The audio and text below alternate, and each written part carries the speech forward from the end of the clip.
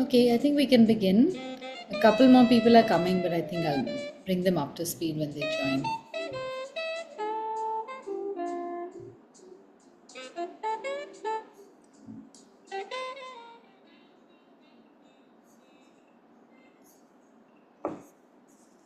Okay.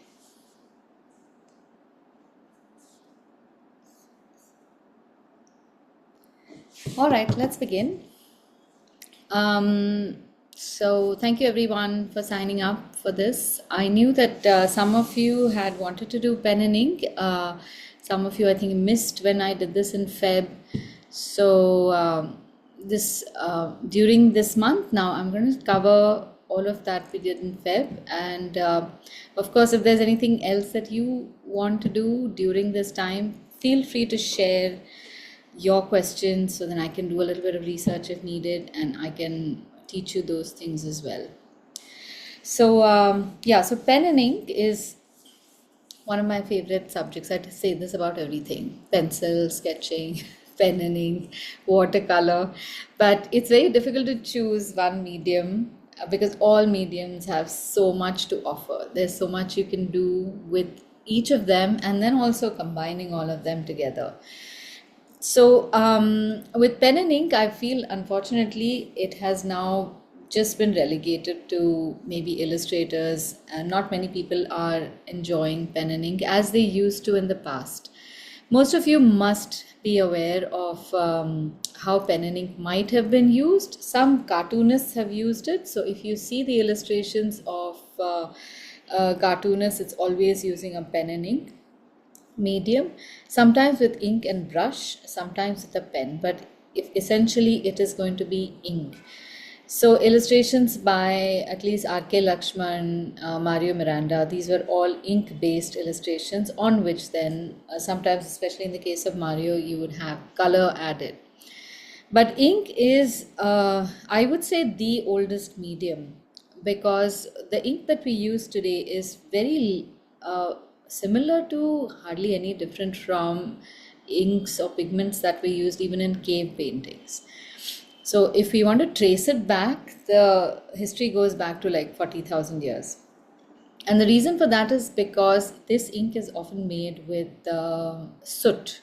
So you would gather a whole lot of soot by burning coal or oil and then knead it into a dough using some kind of binder, which then you will grate onto this little tablet like thing, and that will give you liquid ink as and when you need it. So even today you get these Chinese ink sticks and you will get this little saucer like thing which has a small grainy area on which you painstakingly will meditate and go round and round and round with drops of water and create your own ink. But you can use anything that stains as ink. And the reason why I want to tell you this right at the start is because you don't have to limit yourself to the tools that are available in the market. You can experiment. You can look for even fruit and berries and things like that, or even say coffee, and start illustrating with that. When you know that your material is very easily available, then at least you remove one barrier. Say, for example, you are somewhere where you suddenly are inspired to make something, but you feel, I wish I had got my micron pens or a brush pen or whatever. Even if you don't have that, just take a stick, a toothpick even, a little bit of dark coffee, and you can illustrate. So that is as far as the medium is concerned. Now, typically illustrations made in ink were used at a time when reproducing colored illustrations was very expensive. So you will find ink illustrations in historic manuals, right up to maybe even the 90s, when four-color printing was also very expensive. When you wanted to make illustrations for books which were printed in black and white, ink illustrations were a great way to make those. So ink illustrations depend largely on texturizing, creating the sense of depth and sometimes even color using different kinds of textures. So today I want you to just enjoy the line and the stuff that we can do with the line. But in this, I want you to start thinking of a line differently from when we write. So for all practical purposes, writing is also drawing. And the difference is that when you write, we are making very short, specific lines in only one darkness. But when we want to draw with the same line, we change it. And we are going to draw different kinds of lines and use it in different ways. But it is very close to what we do when we write. So a few things will change. Your grip will change, and also the nature of the line will change, and the purpose of the line will change. So you might wonder why I'm giving you such a long explanation. Why aren't we starting already? The reason is because when you shift your mind from writing to drawing, you are more open to changing a few things about how you hold a pen and how you want to make those lines as well. So to start with, let's just work with our micron tip pens today. I know I've given you a whole list of materials that you need to acquire. Hopefully you can get those by next week. If not, then we can use next week also using just one monoline, and then we can use the the dip pen the week thereafter. So I'll wait for everyone to gather their materials, and then we will do the dip pen illustration bit. So micron pens are these. If you have these, that's great. There are other pens which you'll find, some from Artline, from Stedler. All of them will have something in common. They will say that they are archival ink. That means that this ink is indelible. If you want to paint over this artwork also, the ink will not move. This is waterproof ink. The ink that I have recommended for all of you to purchase also is waterproof ink. That way when we make the drawing and then we want to color it, we don't have to worry about that ink line running. Now the ink line running into watercolor is also not wrong or bad. It just creates a certain effect that you should want in your illustration. And it can be rather dynamic. Sometimes it can be scary because you see you make a line that's very nice and crisp, and then you add some water to it, and then that ink goes and does whatever it wants. That can be really good. Your illustrations tend to become very energetic as well. So don't worry about anything going wrong. Whatever you do is probably just different from your expectation, but it will not be wrong. You can accept it and then think of where you can apply it in the future. So let's start with just making a few lines and shapes and filling them up with a regular texture.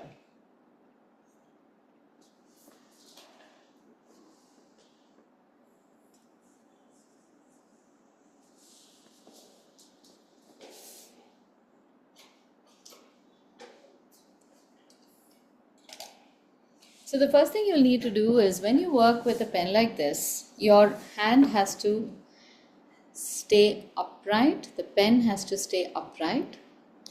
Normally we would hold the pen like this. Modern pens have been created in such a way that no matter what part of the tip of the pen touches the paper, it is supposed to give you some flow of ink.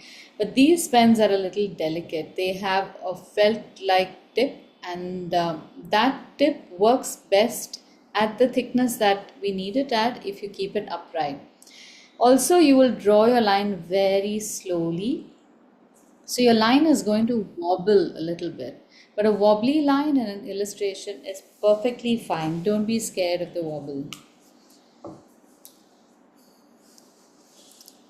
Alright, so let's start making a few line textures with our pens. Start off with a square in this manner. I'm just going to show you how to draw a cube. So first we will draw two dots and visualize the center between these two dots, and then make a dot slightly above and slightly below that center point. Join these with a steady, slow line. If you are very fast, the ink will not rest on the paper. Then you will take the center bottom dot and extend the line straight down towards the bottom of the paper. And on either side as well, we will make a line which stops higher than the center line. So they may be the same length also, but they will not come as far low as the line we made in the center. Now just join the bottoms. Okay, now those of you who are new to drawing, if you are in the habit of not keeping your non-dominant hand on the table, I'm going to request you to do that, or hold the book. I'm holding the book only simply because I don't want the illustration to blur, but definitely hold your book or keep your hand on the table surface. That way your hand gets much more freedom. Your line starts becoming much stronger. All right, so this is our cube. We're going to make a bunch of cubes like that as we go along. Now what I want you to do is draw lines at equal lengths across the entire cube, but only in one direction. So I'm taking the upright direction and I'm going to draw lines that are equidistant from the top to the bottom of this entire hexagonal shape. Alright, now a little tip when you're drawing these lines: exhale when you contact paper. Do not hold your breath, because when you hold your breath, your hand tends to wobble. And if there is a line which has a little more gap than you would like, just don't worry about it. Keep going on. This is just an illustration.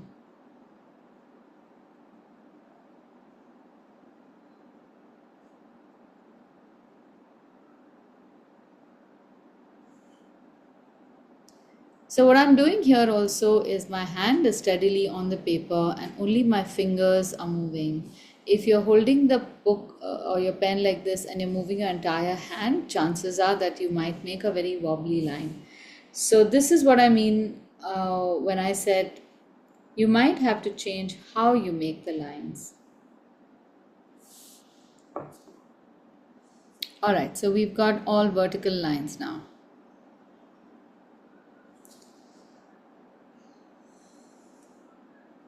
Now on two surfaces, like the diamond on top and the left face of this cube, we are going to make lines in one more direction. So I'm using this line, this direction, and making lines in both these, on both these faces.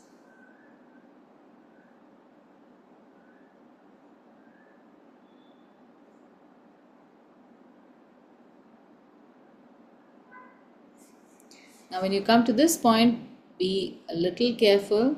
Don't go into the third face of our cuboid.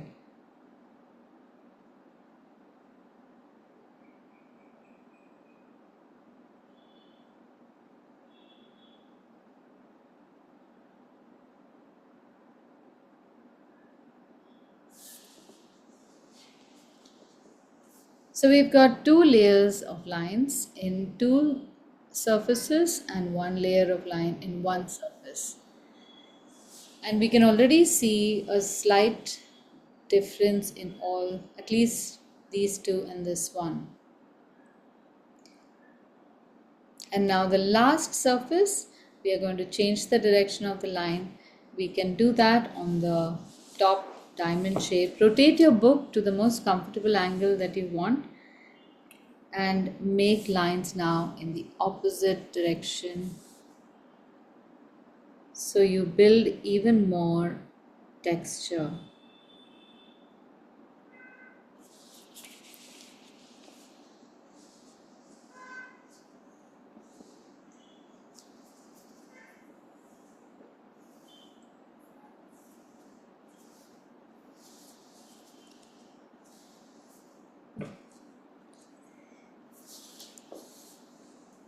So this is essentially how we have to create our illustrations. We have to create a sense of depth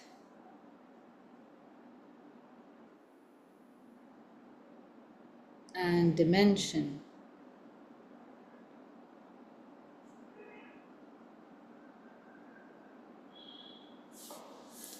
And also further texture.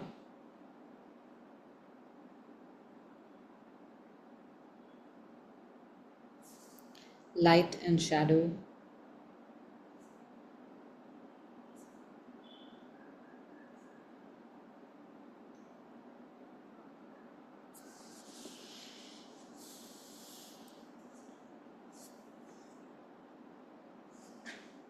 And you can find any number of ways to create this.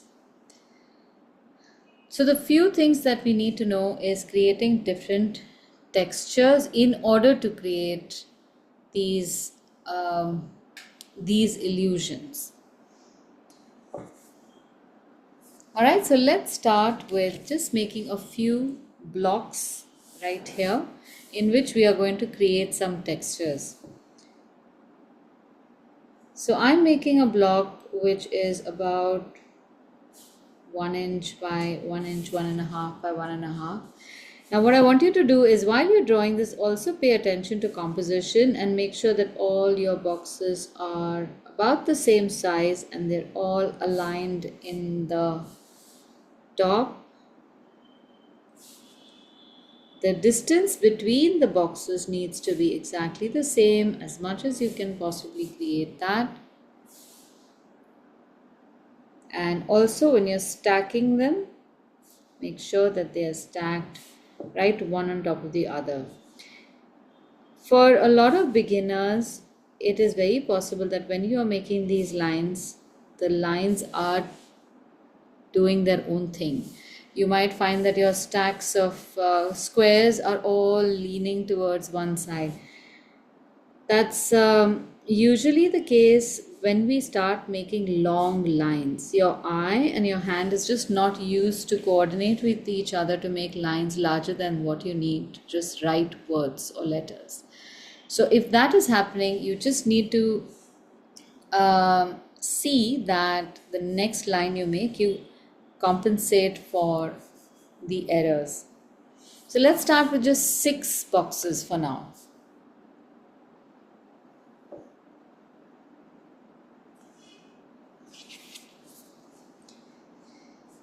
In these, we are going to make different textures, and in this space in between, we are going to write the names of the textures. So we're going to first start off with making just lines. Something like we've done over here. Just make lines which are a little distance apart, not too close to each other.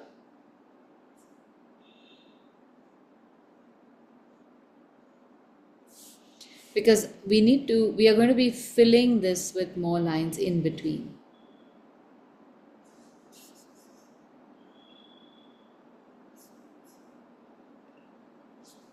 Once these are done, about a third of the way from the top, you start the next set of lines, which will be shorter and come in between these lines.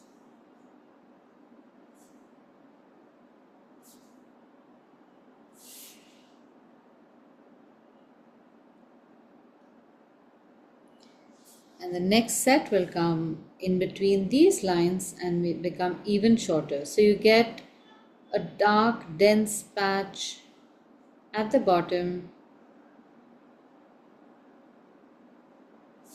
and slightly lighter sections on top.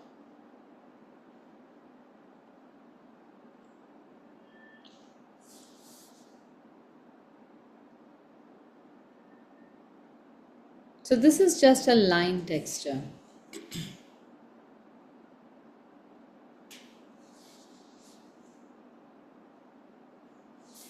We can do something similar on the next one, where we don't make lines all the way to the end, but we can make shorter lines. And this time you're going to make a line such that you don't make a firm end to it. You just make the line and you just let go of the end.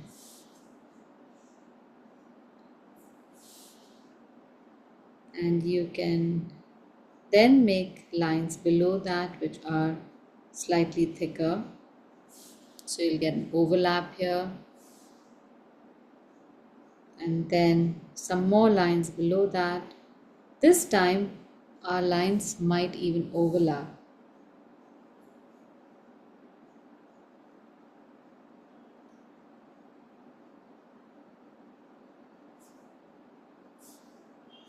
And you get a similar texture, but this time the lines are not so disciplined.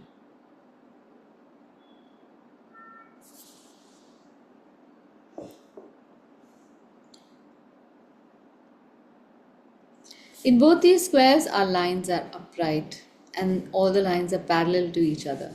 But we can turn this around a little bit. And in the next box, we are going to make lines at a little bit of an angle.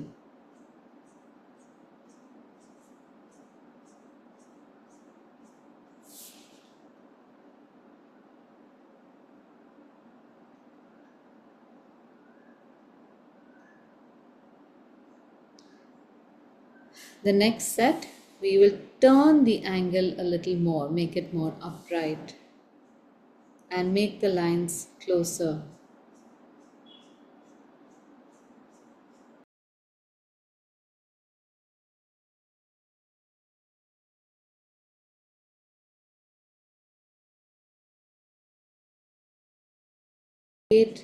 So that the relative angle between all these three sets of lines is just slightly different. It doesn't matter whether it's 5 degrees or 10 degrees. It will still create another kind of effect, a little more organic in this case.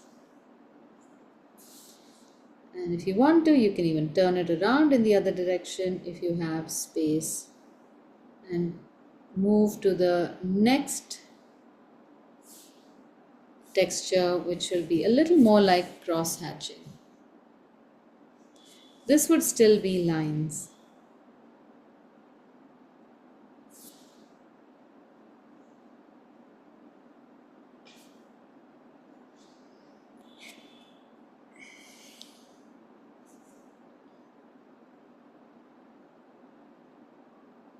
Now we can turn this into cross hatching, and there's two ways we can do cross hatching.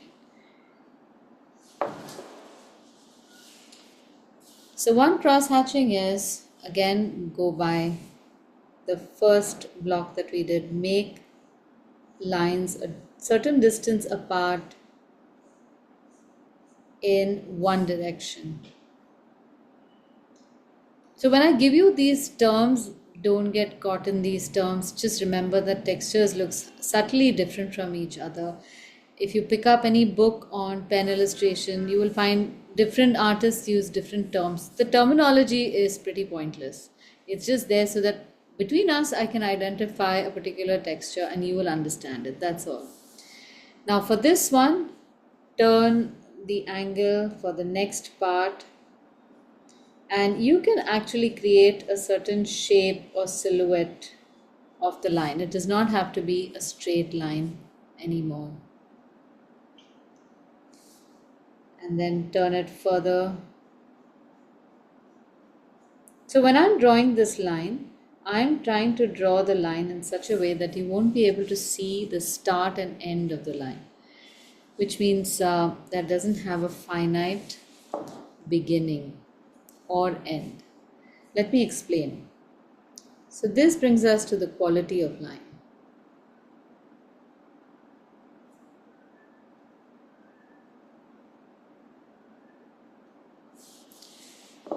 The pen that we're using right now gives us a line which is called a monoline.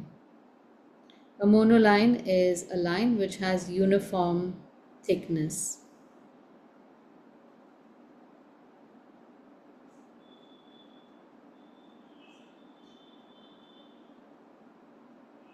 When we use a dip pen, we are going to get a dynamic line, but I'm not going to write that here. I'll explain that to you later. So with a monoline, you get a line that starts at a defined point and ends at a defined point. It's the same thickness throughout. But if you want to convert this into a dynamic line, your line movement has to be almost as if it's a a pen is attached to the end of a pendulum, and it just comes and touches the paper and it moves up and down. This one is made where you contact paper and maintain that contact to the end. And what I'm asking you to do is draw a line that's like this, where you cannot see where the line has started and where the line ended. So in order to make many lines consistently like that, your palm needs to be a little strong. You might in the beginning find that your line starts defined, but you can lift the pen up easily. That is good.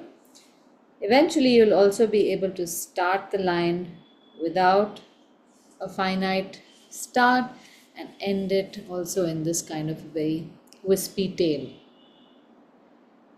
There are some limitations to this, but at least this is possible in almost all pens that you use, because the moment you start lifting the pen up, a little less and less of the ink comes in contact, so you get this kind of a comet-like tail. So we want to work with both these lines. In some places, we will have a line which is very finite, and in other places, we will have a line which is very wispy. So when we make this kind of a cross hatching, you can choose to make a wispy line like that.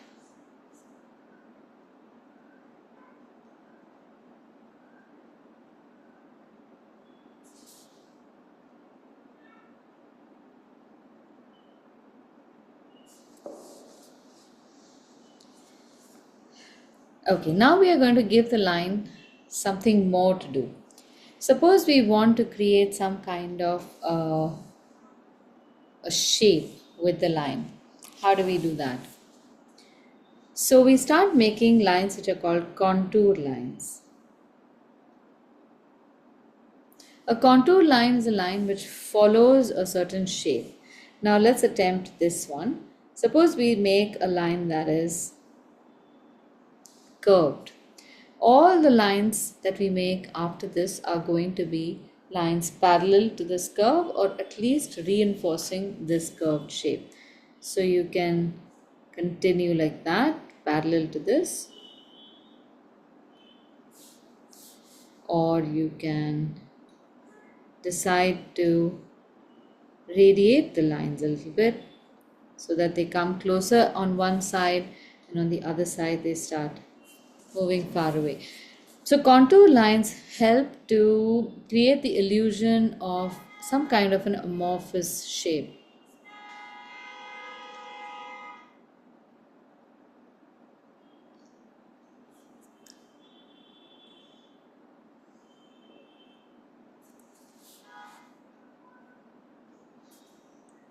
Now another set of lines can also create a sense of shape by changing the direction of the line. We have here changed the direction in very small ways, but how about let's make a starburst like shape. So try to make lines which are radiating from the center like this, and then very carefully ensure that you are constantly changing the direction of the line as you go around this circle in all directions. Since these are short lines, you should be able to make them pretty easily, but it often happens that when you're making these shapes, a few lines become parallel, and you can increase the density of the lines so that it starts looking darker as it goes away from the center. That creates a sense of light and shadow within even something like this.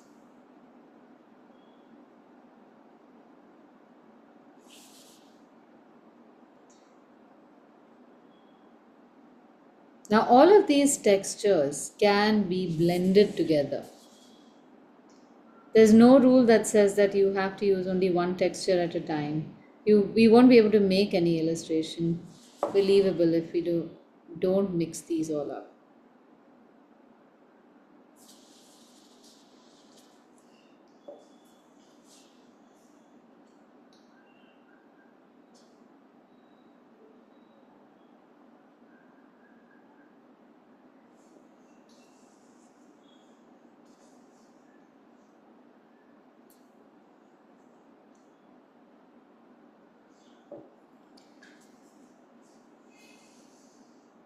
Okay, how's everyone doing? So far, so good? All right.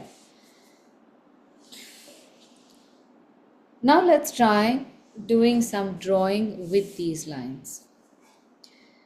If you have an object in front of you, we can try drawing that, or I can demonstrate how to draw an object and then we will do a little bit of shading of this nature on that object. So if you don't mind, let me just make this. You can observe it and then you can make something of your own. So I have this little Fevicol bottle with me. I'm going to try and illustrate this. So I want you to see how the illustration is done as well. Since we are making the lines with pen, we are going to draw with pen directly, which means that you don't have pencils to rely on. But there is a manner in which you can draw this without having to depend on a pencil. So the first thing to do is, of course, to draw the lines which are parallel to each other, which will be the sides. Now don't draw with me. I just want you to observe this. I'm going to give you time to find your own object, or I'll keep this for you so that you can draw that as well. So just draw these parallel lines first. Don't worry about proportion right now. The bottom is usually rounded, so I'll make a rounded bottom. And from the top, I'm going to make the neck. So what I do is I make the same thing on both sides. When we have to make a symmetrical object, make the same short shape on either side so that you can ensure that you reach the same point, you are making it the same length.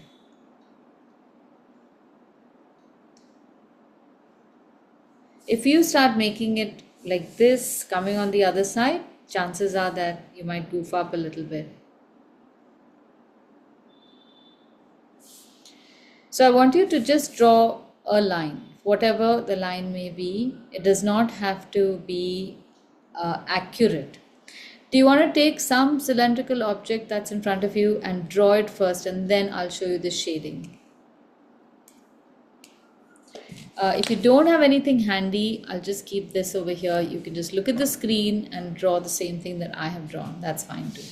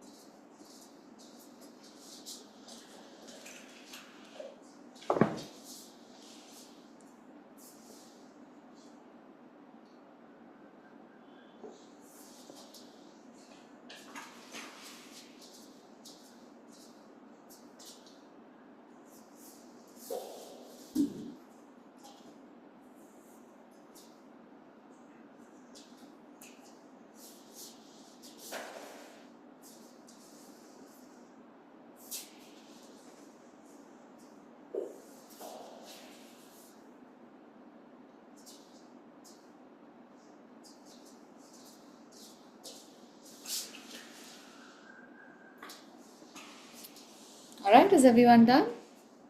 Okay. Now, let's leave this aside. And we are now going to create a texture on this so that it looks like this object is rounded. So, we have to create an area where there will be a highlight and an area where we will show shadow. It may not be a dark shadow, but it will definitely be a contrast to the highlight. Usually on cylindrical objects like that, you will get some highlight on the bumps. So let's make some kind of an oval shape on the bump. And then just below that you can make two parallel lines. This is where the highlight of the cylinder would be. Right above this highlight, the long highlight, we will also have a highlight running into the lid and also the screw top part of the applicator.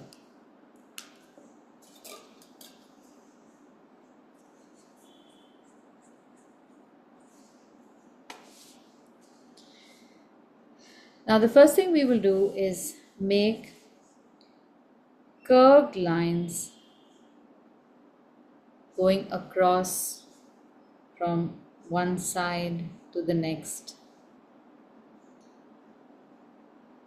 dodging around this highlight. If your lines on the right and left are not matching, that's okay. When you come about a third of the way up, our lines will start becoming straight anyway. So you can make short lines on the left part most of the way up.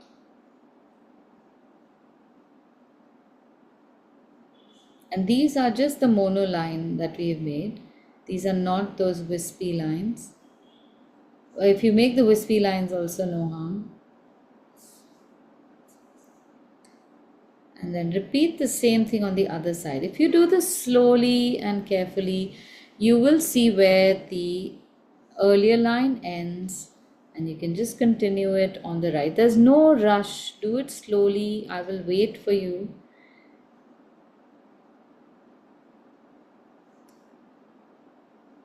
These lines are not meant to be a pattern. They are supposed to just indicate the roundness of the object. So if they're not even, that's fine. If they were a pattern, then I would have insisted on them being a little even. Right. So just continue all the way to the top. So we needed those horizontal lines, the curved lines only towards the bottom.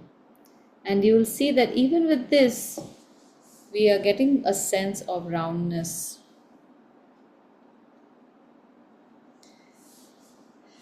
Now do the same thing on top, on that transparent lid part. And this time round, you will curve the round towards the center upward. And they will start becoming rounder and rounder till they become as round as the top that you've made.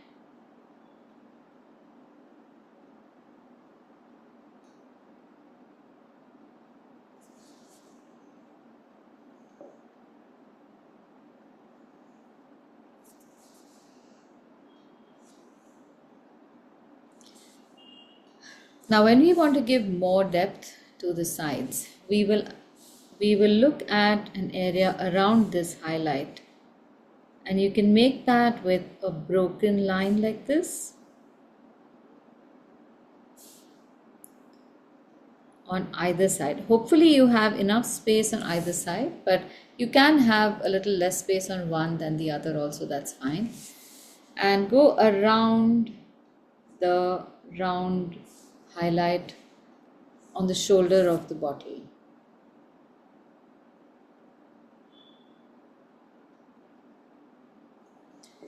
And on this section now, we are going to make lines which are curved to about 15 degrees or so.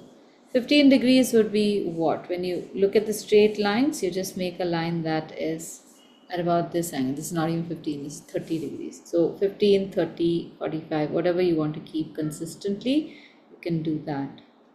And make these around the object. Keep the line at the same angle. When you come on top, do not change the angle and don't go around.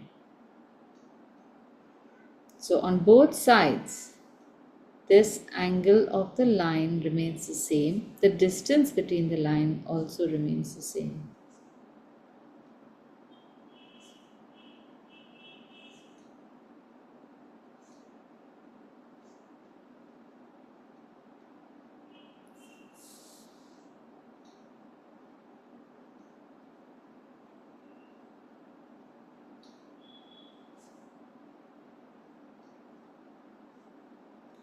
I have made both the lines the same. The two layers of lines are the same distance apart, just the angle is different. On the lid, I don't have too much space on the right hand side, so I'm not making the texture on that side.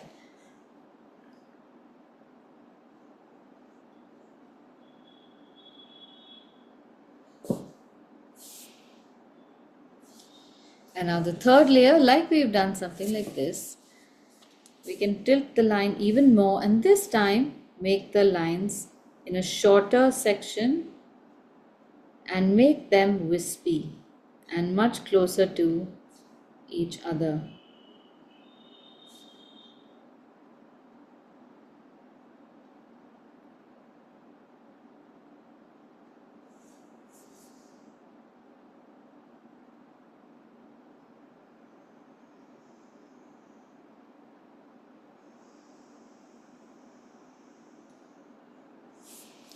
And you'll start seeing depth.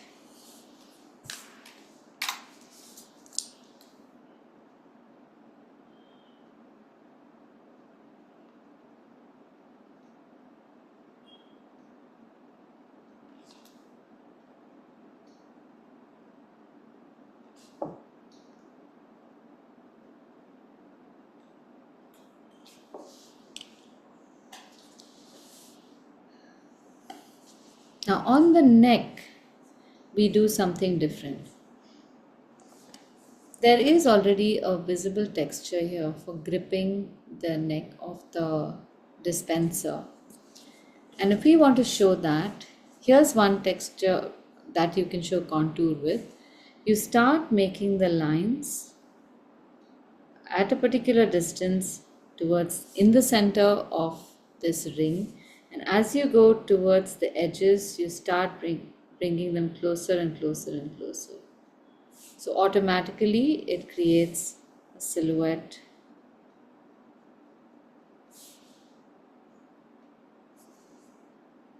and creates darkness. I'm extending my texture into the neck of the bottle as well. And do the same thing on top.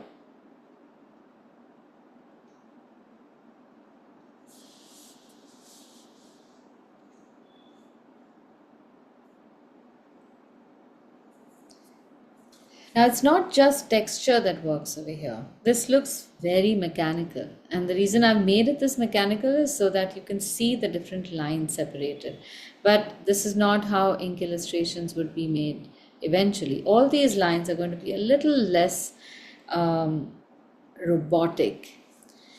But one more thing we add to this is a deep dark shadow, which is just dark lines or shapes or shadows. So where do we get these?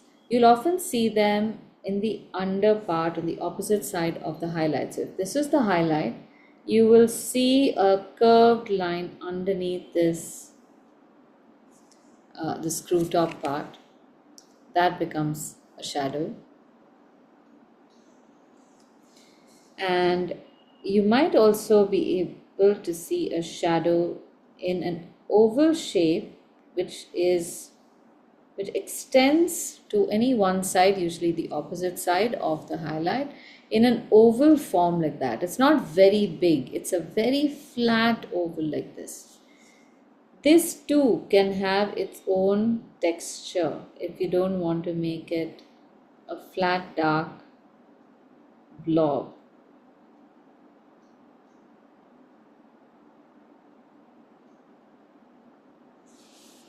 And when all these are put together, you get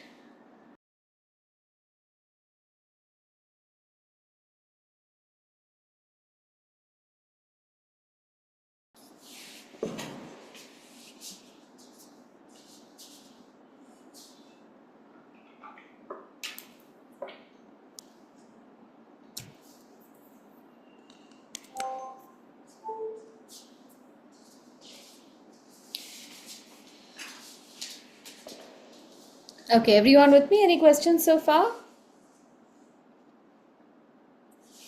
All right. Okay. One question, I Aditi. have a question. Sorry. Go Yes, ahead, yes, Jan. go ahead. So this is a cylindrical object, right? So if the bottle were square, like this ink bottle, Mm-hmm. so then it's the same rules of apply, or do the You shading and the lines change? you will see it like this. Anything that is squarish, you'll see like this. Anything cylindrical, you'll see like that. And I'm also going to show you how to make spherical objects in the next lot. But we can look for a square bottle and try to.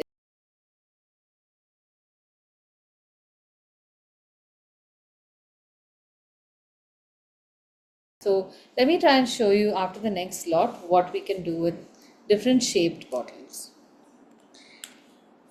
Okay. Aditi, Yeah, wanted to sorry. check around the size of, like, do we use the pen with uh, a thicker pen or a pen with thinner nib? Like, what's the, I would say, what's the rule, or how does that work? Do you mean the How thickness of do the you, line? yeah, thickness of the line, like how do you really decide what, because here I saw you use point 0.3 or point 0.2, I think. Mm-hmm. Um, how does that impact the depth? Nothing really. It all depends on the intricacy of the texture that you intend to make. So Okay. if you are making a very, very small illustration with very intricate texture, the thinner your tool, the better. But Hmm. if you have to make like a 3 foot tall illustration, Hmm. that intricacy will change because you will want to see that illustration from a distance away. Hmm. So then you will change the pen thickness. It all depends on what the final outcome is. But when you are making an illustration in the size that we make in an A4, A3, A2, no, not A2, A4, A3, A5 size, anything like a point 0.2, point 0.3, point 0.5 is good enough for detail. And then when you're making the detail, you can switch pens. So you can make some details in a point 0.2, then if you want to make some things that are thicker, you can make that in a point 0.5, even a 1.2 is fine. So you can keep changing your tools. Sure. All right.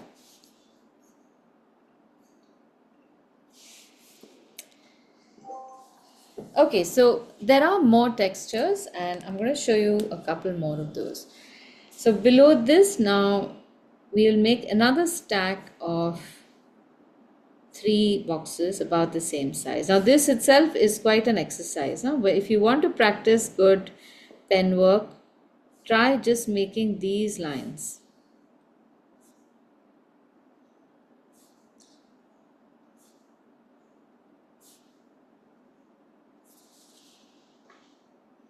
And one request is when you make a line, don't doubt yourself. Even if that line is going to be crooked, make it a confident crooked line. That is still going to look better than a very hesitant straight line. All right. Now, some textures that you might find are a combination of these, but depending upon where you want to use them, you can change their nature. One is a very nice cross hatching technique which creates like a pattern. In this, you make lines which are at angles to each other. So you make a set of 3 or 4 lines and then block them with another set of 3 or 4 lines. And on each edge, you keep changing the direction of the lines. They don't always have to look like a basket weave, but this is one of the first easy textures you can make. We are not making the lines continue. So every stack that you make you can change the direction of the lines. You can also change the number of lines that you make. Some places you can make 4, some places you can make 3. And these textures work very well if you want to show something, you want to fill up a space, but you don't really want to show that that space has anything specific.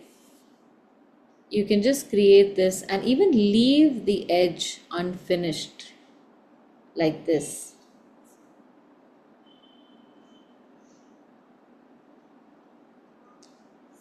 So this can also show like a shadow emerging or a highlight being seen.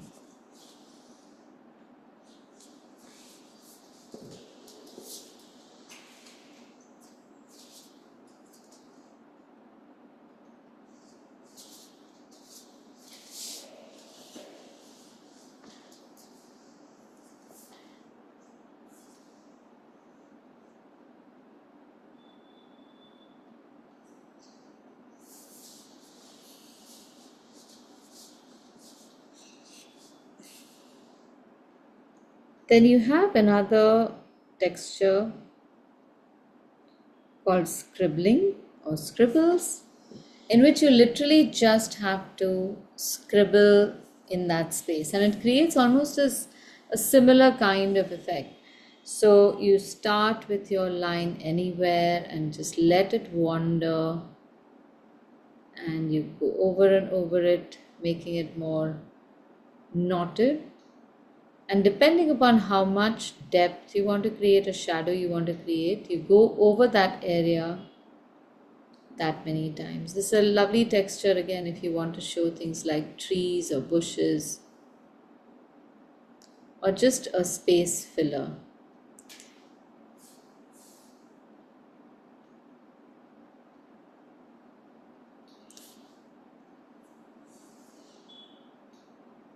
You can also overlay some more texture once you've finished laying down one base texture. And you'll notice that you can make this much denser, much deeper.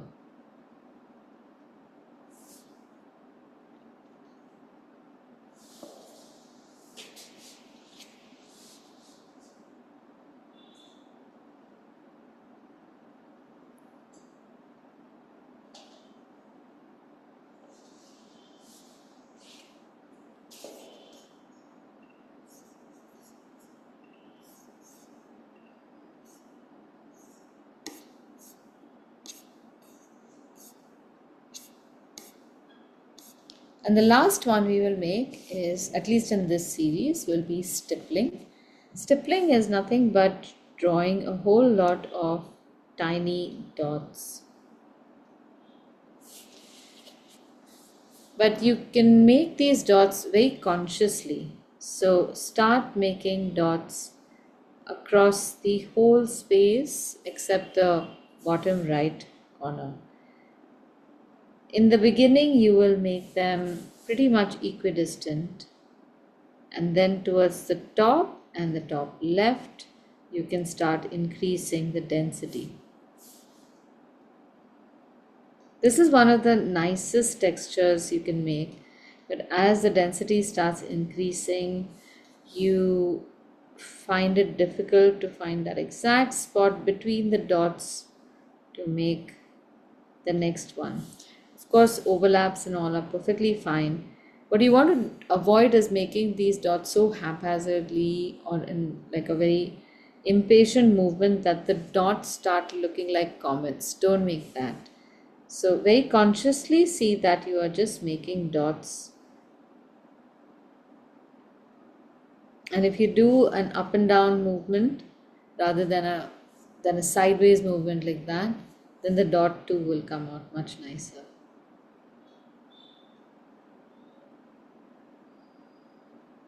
This texture is a complete exercise in patience.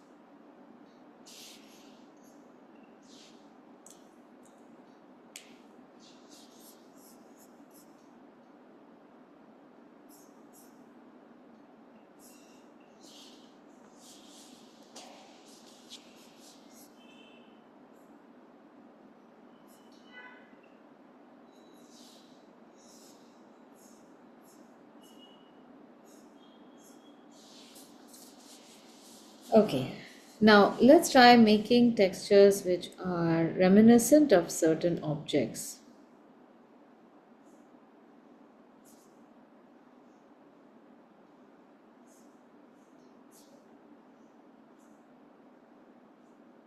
So the two places where we definitely need to make a good looking texture is grass and trees.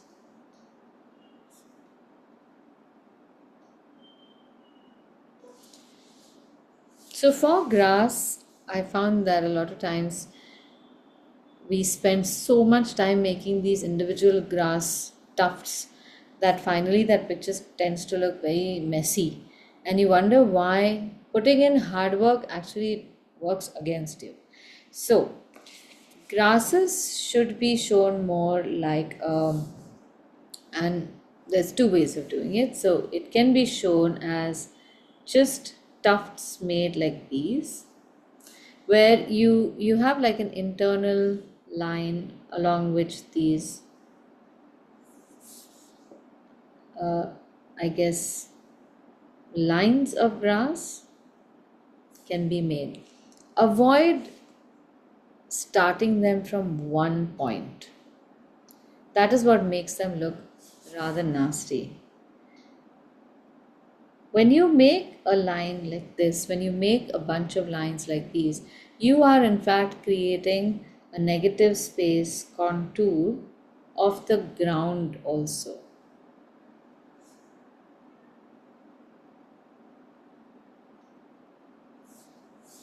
And you can change the length of the blades of grass. Even the numbers can be different.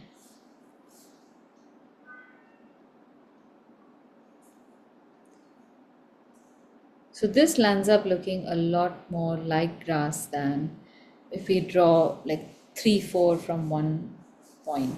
So there's something about lines that we need to pay attention to. When they converge, they create some shape, and that shape can also make a difference. Let me see if I can demonstrate that.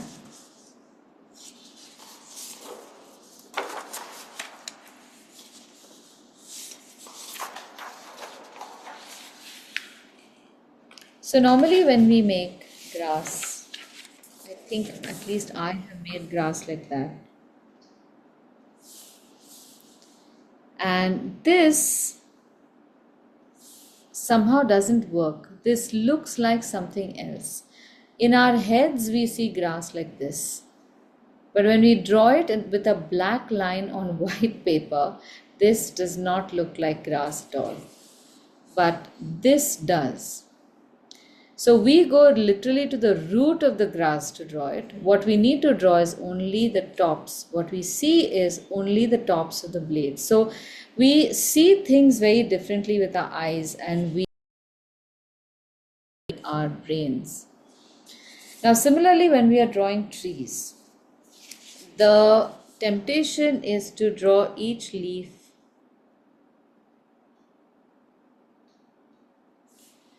and in that it starts becoming very messy. I have been guilty of this also. I felt that okay, each leaf, if I were to draw like 30 million leaves on the tree, and my tree will look excellent. But I have lost competitions because of that idiocy.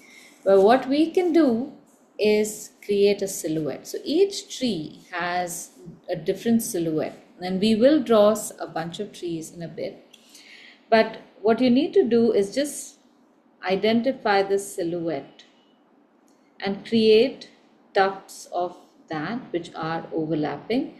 And depending upon how big your tree is, you will see the edges of that piece of the tree. So towards the bottom, you lines which are covering like this. At the bottom, you won't have lines which are like that. I know it's common sense, but sometimes we are failed by our own common sense. And you start creating just the outline of what you see of the trees, pretty much like how we start creating the outline of what we perceive as grasses. And then in this also you can add texture of this kind by adding some lines here and there to create depth, and maybe some scribbles, but you retain the silhouette of the leaves. And this dimension even in a tree shape.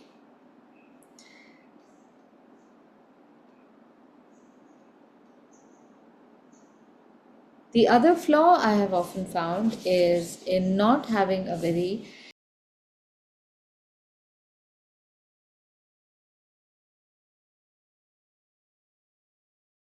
zigzag shape. That comes very easily to us, and all textures are filled with that. So if you're drawing a tree, this is how the zigzag will be made, and then the trees are made like that, and then you can't turn the line around, so you will make it like this. And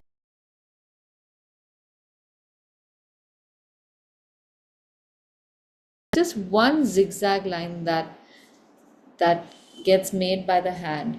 So in the beginning, try to make a different kind of line. So try to make the outline of leaves like that versus a zigzag line. You know what I mean? Because this means that there is a leaf here, there's a leaf here, and there's one behind this. So we don't see each individual leaf, but we do see the shape that all the leaves make together.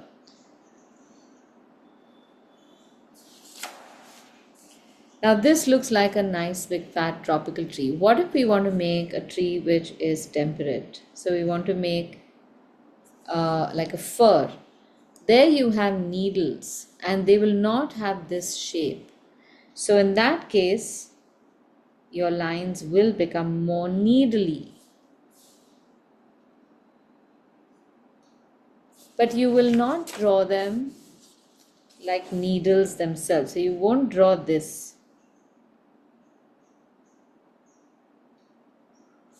This will look terrible. So your Christmas tree will look horrible if we do it like this. But if we make the silhouette of the leaf, this will look much better. And in between those, you can also create more textures to show that there's some branches which are coming towards you.